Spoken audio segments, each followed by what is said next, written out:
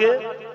ওরা যেখানে আছে আমরা পারবো না, তাও মাঝে মধ্যে পারবো, কিন্তু আমরা যেখানে ঢুকবো ওরা কেন বলেন দিন দেখি? ইমান নেই। একদম রাইট আনসার। আমার আল্লাহ বলেছেন ফি সাবমিল কিয়াত, ছোট্ট শুয়ের ভেতরে উট যেমন প্রবেশ করা কঠিন, ইমান না থাকলে জান্নাতে প্রবেশ করা কঠিন। সুবহানাল্লাহ হবে না? গাঁজা খেয়েছো, সুদ খেয়েছো, ঘুষ খেয়েছো, আল্লাহ তোমার একদিন মাফ করে দেবে। তুমি তওবা করতে পারোনি, জাহান্নামের শাস্তি দিয়ে আবার তোমার মাফ করে দেবে, যেহেতু ঈমান আছে। পৃথিবীর নিকৃষ্ট ব্যক্তি সুদখোর নয়, ঘুষখোর নয়, জেনাখোর নয়, আলচোর নয়। কে তাহলে? পৃথিবীর নিকৃষ্ট প্রাণী হচ্ছে সেই, আমার আল্লাহ বলছেন পারা নম্বর 10 সূরার নাম আনফাল পৃষ্ঠা নম্বর 3 মিডল পয়েন্টে, ইন্না শাররাদ দাওয়াবি ইন্নাল্লাহিল্লাযীনা কাফারু ফাহুম লা ইউমিনুন। পৃথিবীর নিকৃষ্ট প্রাণী হলো সেই যে আমার সার্বভৌমত্ব আমি আল্লাহ আমাকে অস্বীকার করে। আর কাফের ব্যক্তি তারাই হলো সবচাইতে নিকৃষ্ট, বাকি কেউ নিকৃষ্ট না।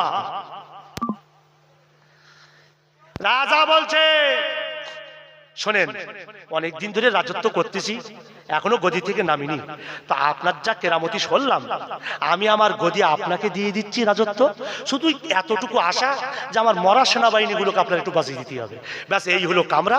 এখানে সকাল পর্যন্ত থাকে আর আমি সকালবেলা দেখা করতে আসবো। রাজা চলে গিয়েছে অলরেডি।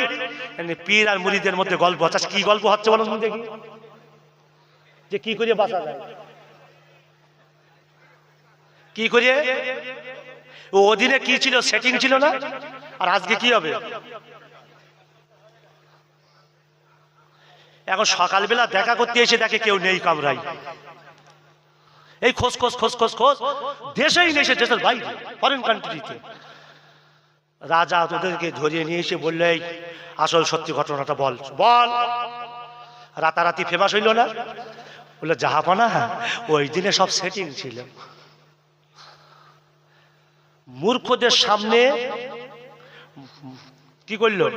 হ্যাঁ, মূর্খদের সামনে কেরামতি দেখিয়ে, কারণ তো মূর্খরা তো জানেই না, কিন্তু শিক্ষিত সামনে কেরামতি। দল একটাই ছিল, ইসলাম। আদম নবী যখন পৃথিবী থেকে বিদায় নিচ্ছেন, একটাই দল ছিল, সন্তানদের বলে একত্ববাদে বিশ্বাস কর। কয়েক প্রজন্ম যাওয়ার পর ধর্মীয় শিক্ষার অবনতি ঘটে, আর তখন এই শয়তান এসে এমন কুমন্ত্রণা দিল, দুটো দল তৈরি হয়ে গেল, একটা মুসলমান একটা হিন্দু। 5 জনের নাম আল্লাহ কোরআন শরীফে উল্লেখ করেছেন। এই ভালো ধার্মিক লোক ছিল এরা নূহ আলাইহিস সালাতু ওয়াস সালামের জামানায়। এরা যখন বিদায় নিল, শয়তান এদের পরবর্তী প্রজন্মদেরকে বলল যে দেখো, এদেরকে স্মরণ করতে গেলে, এদেরকে মাথায় রাখতে গেলে তোমরা এক কাজ করো, প্রতিমা তৈরি করো।